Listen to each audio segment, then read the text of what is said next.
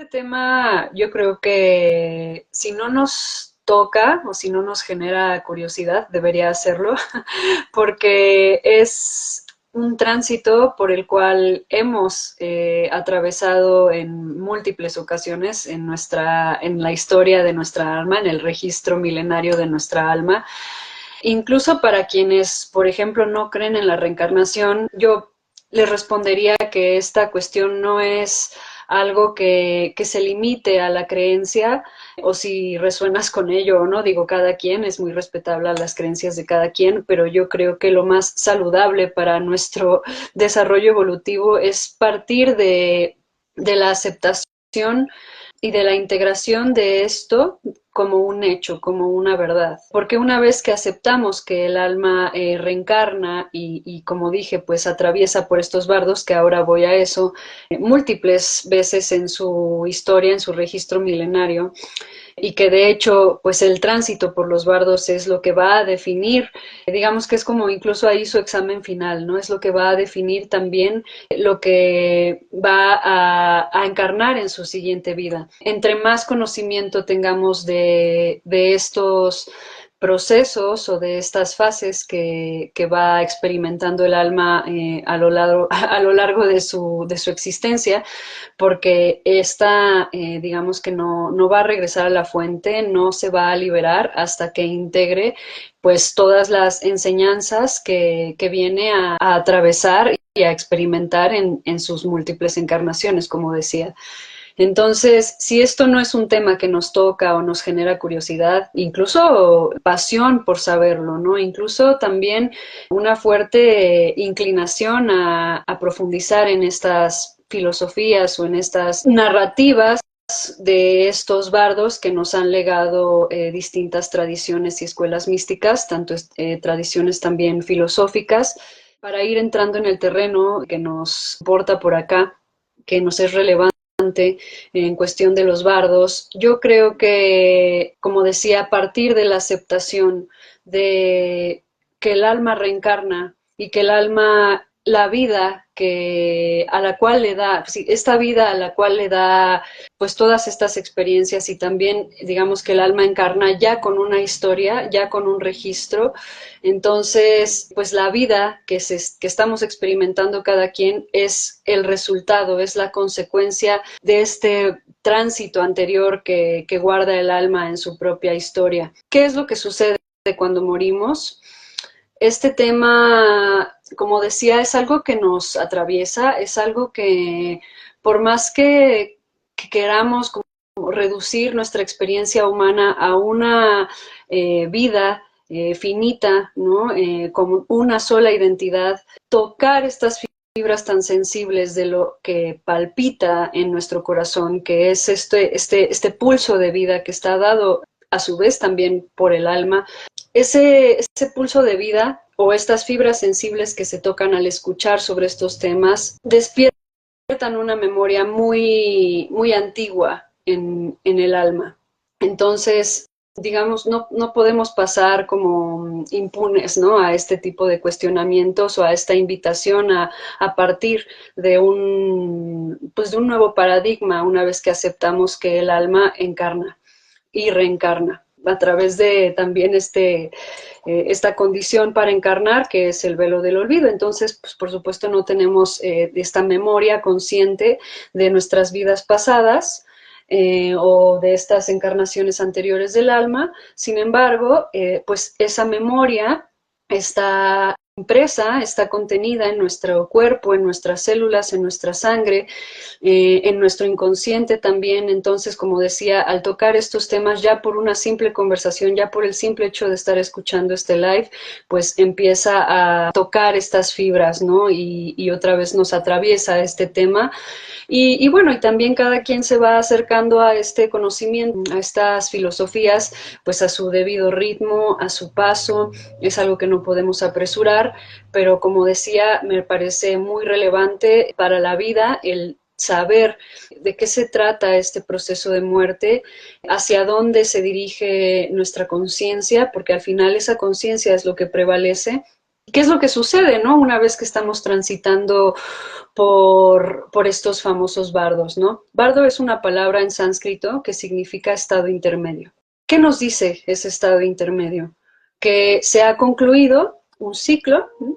Se ha concluido un periodo en el cual esa alma, que esta alma es más compleja que la conciencia, no es un cuerpo distinto a la pura conciencia. Vamos a partir de que la conciencia es este sí mismo, es esta experiencia del espíritu, pensando en que hay cuadrantes, ¿no? Esto es algo que ya he comentado en otros espacios, en otros cursos, pero pensando en que el mundo o este campo resonante de información está constituido por cuadrantes, el cuadrante del espíritu, del alma, de la mente y del cuerpo.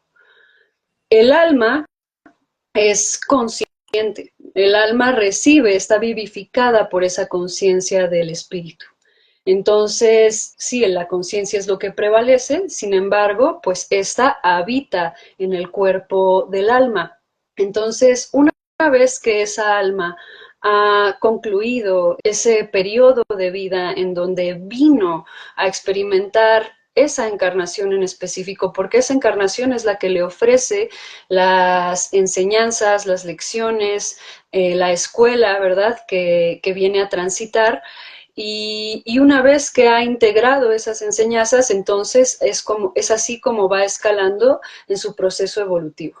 Entonces aquí la muerte se nos presenta como una enlazadora, ¿sí? Como un canal, como un puente que vincula a esa antigua encarnación con la siguiente. Y el periodo o estas fases intermedias entre encarnación y encarnación es lo que llamamos bardos. Hay distintos bardos, ¿no? Este material que les presento y que además ya es la segunda vuelta que damos a este curso de bardos, está fundamentado sobre la base del Bardo Todol, ¿no? Que es el libro tibetano de los muertos. Estos son escrituras sagradas muy, muy, muy antiguas que pues corresponden, como decía, a la tradición del budismo tibetano, pero pues se va, al final esta experiencia o esta concepción, más bien esta concepción de la muerte, no es una específica o única de esta tradición del budismo tibetano, sino que pues distintas tradiciones, distintas filosofías y escuelas místicas, etcétera, hablan sobre estos estados post-mortem desde pues su perspectiva, ¿no? Desde ese paradigma que ofrece esa escuela del misterio.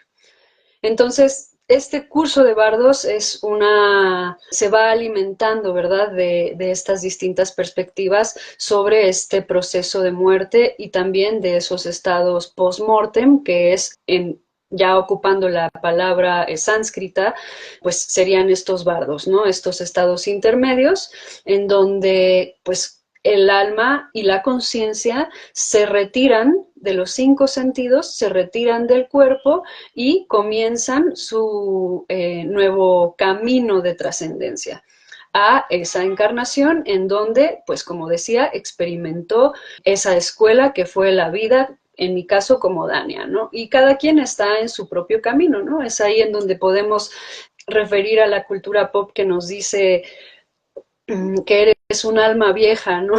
que esta alma es sabia más allá de la edad que pueda aparentar en esta encarnación porque ha transitado anteriormente por otras vidas, ¿no?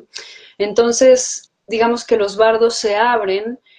Hay distintas fases, ¿verdad?, en estos bardos, pero los bardos se abren una vez que comienza nuestro proceso de muerte, que es cuando el cuerpo físico colapsa, empieza su proceso también de colapso, en donde se va liberando esta energía.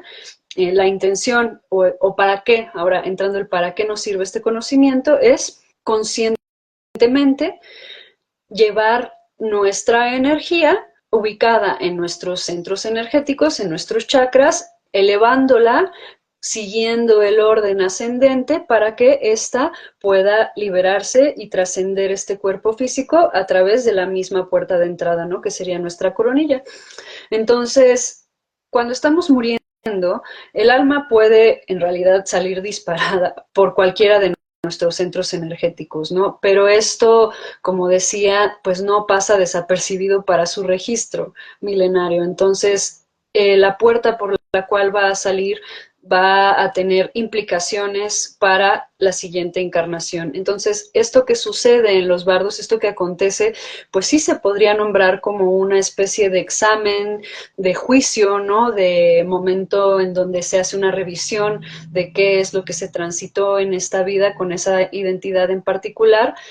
Se hace una revisión en tanto moral como filosófica, como espiritual, de cómo fue el resultado de la integración de esas lecciones, ¿no? Qué tanta responsabilidad hubo por parte de esa alma en su encarnación y si está lista para pasar al siguiente nivel en su desarrollo evolutivo o bien necesita repetir, digamos, ciertas lecciones que quizá no fueron integradas, ¿no? Y nos preguntan aquí, ¿se puede evitar reencarnar o cómo sé cuánto me falta? Sí, sí se puede evitar reencarnar en la medida que estemos comprometidos a la propia liberación, ¿no? Que la liberación es el momento de la iluminación del alma y de la conciencia, no es el momento en este profundo y vasto reconocimiento de la individualidad de esa alma con la unidad, ¿no? Entonces, en esa iluminación que experimenta esa alma, que también en un lenguaje como muy también de la cultura pop se dice que llega a ese estado del nirvana, es que tiene la posibilidad o se abre la posibilidad para que ésta se libere y ya no vuelva al ciclo samsárico, ¿no? El samsara sería esta rueda que simboliza, que representa estas múltiples vueltas que hace el alma a esta densidad de conciencia que vamos a llamarla planeta Tierra, ¿no? En la Matrix, en el planeta Tierra. Estamos acá las almas que hemos pasado por distintas encarnaciones humanas y una vez que ese destino, estas enseñanzas o esto que va conformando la sabiduría de esa alma esté completada, se haya concluido, entonces ya se habrá liberado del samsara, ¿no?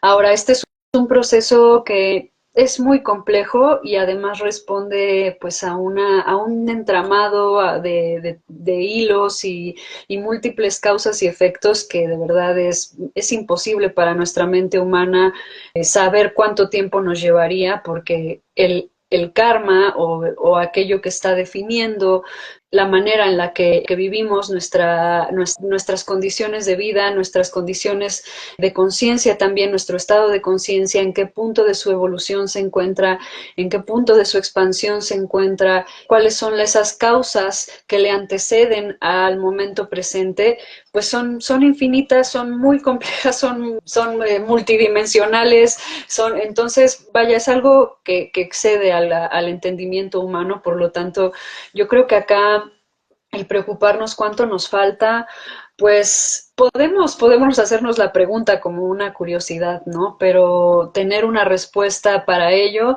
yo creo que es algo que va más allá de nuestra comprensión y que de hecho, que sea un misterio ya nos está dando una clave. Es como una llamada de atención que nos hace la vida material, la vida como la estamos viviendo, para traer esa conciencia al presente, ¿no? Y que el hecho de que exista, vamos a llamarlo como un futuro o un pasado, pues son elementos, son recursos que podemos ocupar para irle ayudando a esta alma a recordar su esencia, a recordar de dónde viene, al recordar su unidad con ese todo y en esa medida pues vamos a irla acompañando en su proceso de liberación. Ahora, como decía, esto involucra un compromiso de tiempo completo, ¿no? Es como iniciarse en este camino en donde vamos a recuperar esa memoria del alma, haciéndole frente, confrontando a ese velo del olvido con el cual nacemos una vez que encarnamos, porque de hecho ese velo del olvido o este olvido que hay sobre lo que nuestra alma ha experimentado antes de ser quienes somos, tiene una función necesaria que pues sin ella, digamos, no estaríamos jugando plenamente este juego, ¿no? Este juego que es la vida. No habría esta posibilidad de jugar con nuestro libre albedrío, de polarizar nuestro ejercicio humano, nuestra subjetividad, nuestra individuación, desde el sí mismo, desde la experiencia de ese individuo, de esa expresión única e irrepetible del espíritu, que sería esa alma encarnada. Yo creo que partir de lo general, que hablar de estos temas, el involucrarnos con la muerte desde un conocimiento que nos permita familiarizarnos con esto, pues nos permite ir destilando de lo general a lo particular, a lo individual, qué es aquello que resuena, qué es aquello que hace sentido, qué es aquello que puedo tomar como un recurso para acompañar mi propia liberación, y a partir de ello, pues generarnos una estrategia, ya que tenemos bien delimitado nuestro territorio, nuestro campo de acción, ya que estamos comprometidos con este proceso de autoconocimiento, ya que pues comenzamos a ritualizar nuestra vida para ir despertando esa memoria milenaria, para poder acceder a ese registro milenario del alma, y entonces que esta información se vuelva un conocimiento y se vaya destilando esta sabiduría del individuo, pues no solo nos es útil, sino que nos va removiendo profundamente, ¿no? Nos va removiendo profundamente, y ese cambio, esa transformación sí que es inevitable, porque va a ser por consecuencia, ¿no? Entonces, este karma ya no va a ser una simple fuerza de inercia que va empujando la existencia, sino que vamos dominando, ¿no? Vamos tomando poder sobre estas fuerzas inconscientes o determinantes, de las cuales pues quizá no tenemos tanto conocimiento, pero conforme vamos entendiendo cuáles son esas causas anteriores al por qué vivo como vivo, al por qué existo como existo, al por qué se va dando mi vida como una respuesta a mis pensamientos, a mis emociones. Entonces ese camino se va volviendo un poco más pues consciente, ¿no? Ya no es algo que viene a definirnos, sino que al tomar poder sobre esto, pues nosotros tenemos decisión, nos volvemos una causa entre ese infinito entramado de causas y efectos, ¿no? Nos volvemos una causa consciente de nuestra vida, y ya no nada más la vida nos atropella, ¿verdad? Ya no nada más recibimos como el empujón de esa inercia, sino que empezamos a tomar pues una postura mucho más libre. También por eso se le llama liberación. Cuando haces una lectura del libro tibetano de los muertos, y que además, como decía, hay otras referencias, hay otros puntos de vista sobre este mismo tránsito que se hace como en el estado intermedio de los bardos, hay caminos que tú puedes tomar. Hay caminos que el alma puede tomar, y uno de esos caminos en ese momento o en este proceso, porque es muy confuso, ¿no? De hecho se dice que el muerto, el difunto, una vez que ha trascendido su cuerpo físico, pues está confundido, no está muy consciente de si está vivo o no. Entonces el camino de los bardos va pues informándole a esta alma, ya no es esa identidad. Entonces, en esa confusión o en ese estado en donde pues no se está entendiendo muy bien, porque a lo que estábamos acostumbrados o lo que nos era familiar, que era tener un cuerpo y percibir el mundo a través de nuestros sentidos, pues se terminó, se concluye. Entonces se revela la realidad tal y como es, ¿no? Se dice que se encuentra la realidad madre con la realidad hijo, porque el trascender el cuerpo físico y el trascender las limitaciones de este vehículo que es el cuerpo físico con sus sentidos, y entonces de repente tener acceso a otro tipo de percepción, o encontrarnos con que el campo resonante de información llamado Matrix ya no luce de esa forma, sino que más bien el alma ya pues tiene la posibilidad de ver la realidad tal y como es, o sea, sin que esto sea pues algo que responde a los sentidos de orientación como arriba, abajo, izquierda, derecha, adelante, atrás, sino que están aconteciendo, bueno, ni siquiera me lo puedo imaginar, ¿no? Están aconteciendo pues todas las dimensiones, planos y el contenido, eso es muy importante, y el contenido de esa alma, del cómo vivió, lo que está experimentando en realidad es una proyección de de su propio registro. Eso que se experimenta en los bardos, al ser una proyección de las experiencias anteriores de esa alma, entonces, pues lo que está experimentando está definido por por ese entramado, ¿sí? Por esas causas y efectos anteriores. Entonces, si las anteriores vidas han determinado las condiciones para que esa alma, lo voy a decir así, como que dé un paso atrás para volver a la experiencia animal, para volver a ese tipo de conciencia en donde como tal no hay una individuación, sino que esa experiencia de la conciencia animal pues trae otro tipo de condiciones, ¿no? Para la vida, es decir, no hay como tal una individuación, sino que los animales se mueven más, como ya lo he dicho, por una conciencia grupal, por una conciencia colectiva. ¿Qué es vivir?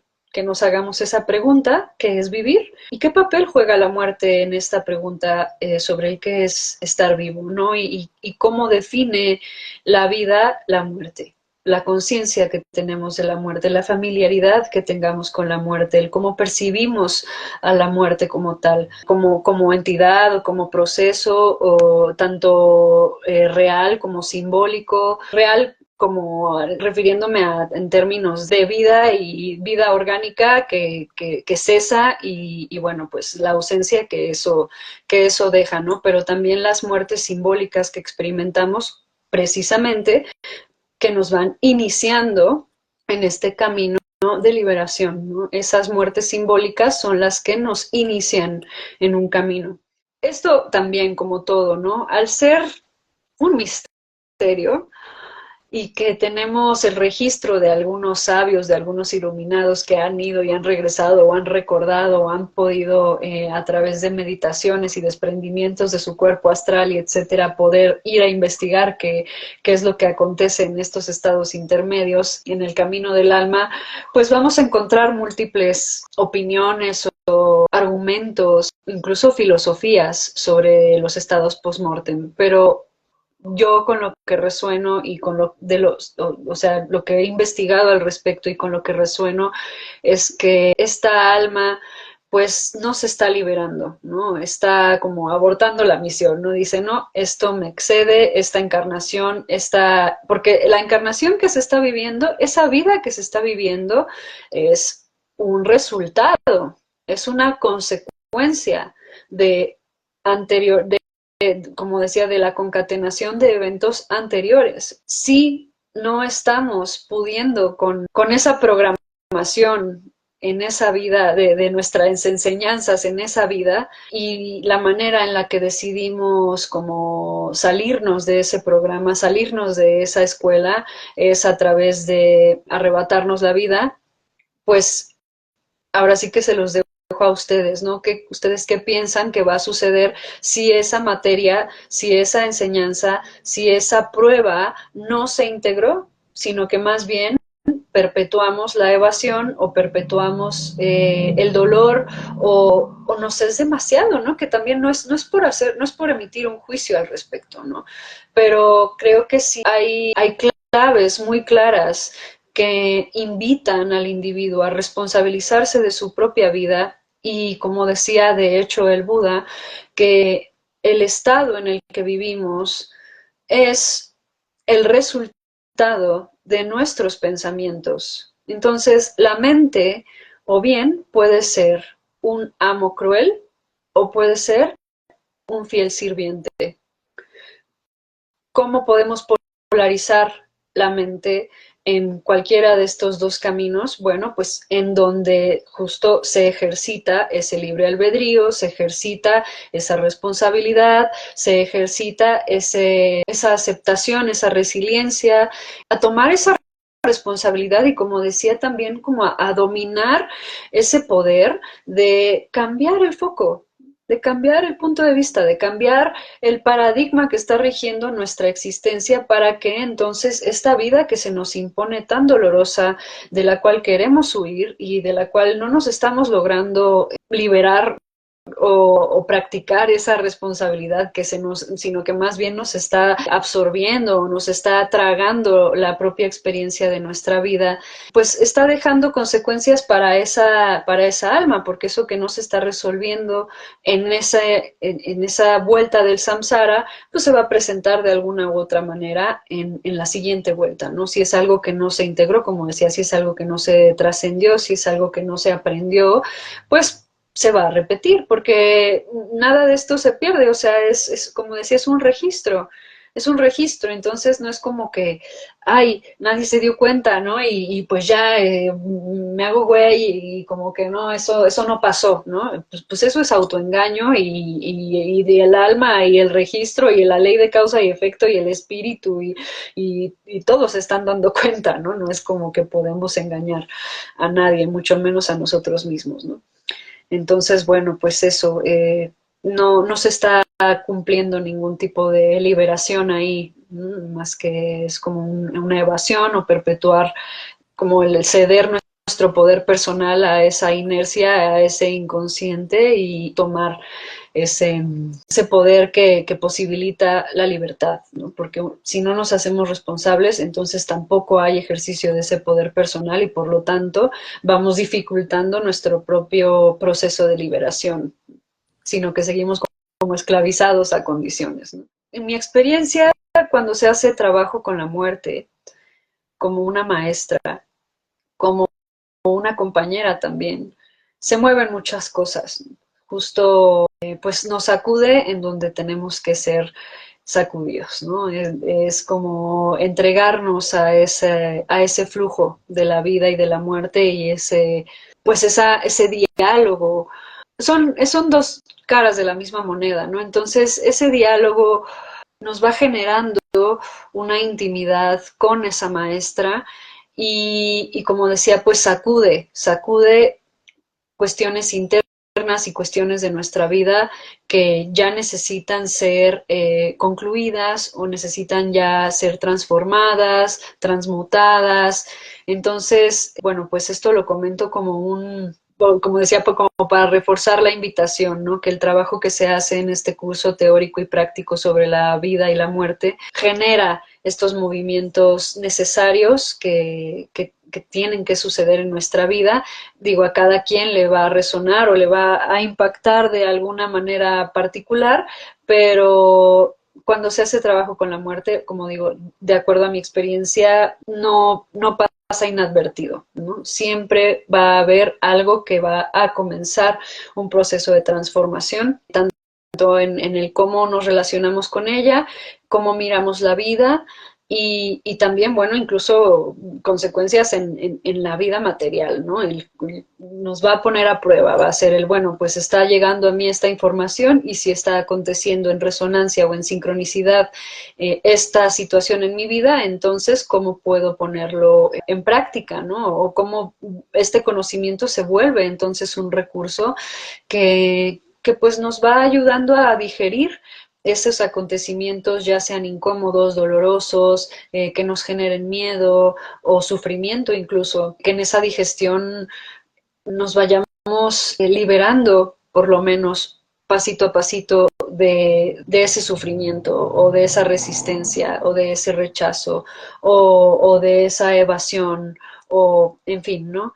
Es como una confrontación que hace, pero también es una manera en la cual podemos empezar a ver a la muerte como este canal de parto hacia una nueva versión de lo que es nuestra alma o de lo que hemos sido.